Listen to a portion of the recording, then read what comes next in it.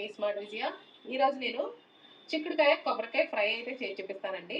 చిక్కుడుకాయ కొబ్బరికాయ ఫ్రైకి కావాల్సిన పదార్థాలు, తయారీ విధానం ఎలాగో చూద్దాము. ముందుగా చిక్కుడుకాయని శుభ్రం చేసుకుని ఒక 2 సార్లు అయితే కడిగి ఇలా పెట్టానండి. ఆల్రెడీ కొబ్బరిని అయితే తురుము పెట్టుకున్నాను. ముందుగా స్టవ్ వెలిగించుకుని కడాయిని పెట్టి కావాల్సిన ఆయిల్ అయితే వేసేసుకున్నానండి. ఆయిల్ కూడా మనకు వేడైంది కదా. ఇప్పుడు కట్ చేసి పెట్టుకున్న ఉల్లిపాయలు, పచ్చిమిర్చి వేసి బాగా వేయించేసుకోవాలండి. ఇలా ఫ్రై అయిపోయిన తర్వాత ఇందులో చిక్కుడుకాయలను వేసి సిమ్లో పెట్టి ఒక 10 నిమిషాలు అయితే బాగా ఫ్రై చేసుకోవాలండి. చిక్కుడుకాయలు అయితే ఫ్రై అయిపోయాయండి. ఇప్పుడు టమాటాలు కూడా వేసేసి మరొక 2 నిమిషాలు అయితే బాగా మగ్గించేసుకుందాము. ఇందులో కొద్దిగా పసుపు, అలాగే కొద్దిగా కారం, రుచికి సరిపడా ఉప్పు వేసేసుకుందామండి. వేసుకుని ఇది మనకి దగ్గర పడేంత వరకు అయితే ఫ్రై చేసుకోవాలి.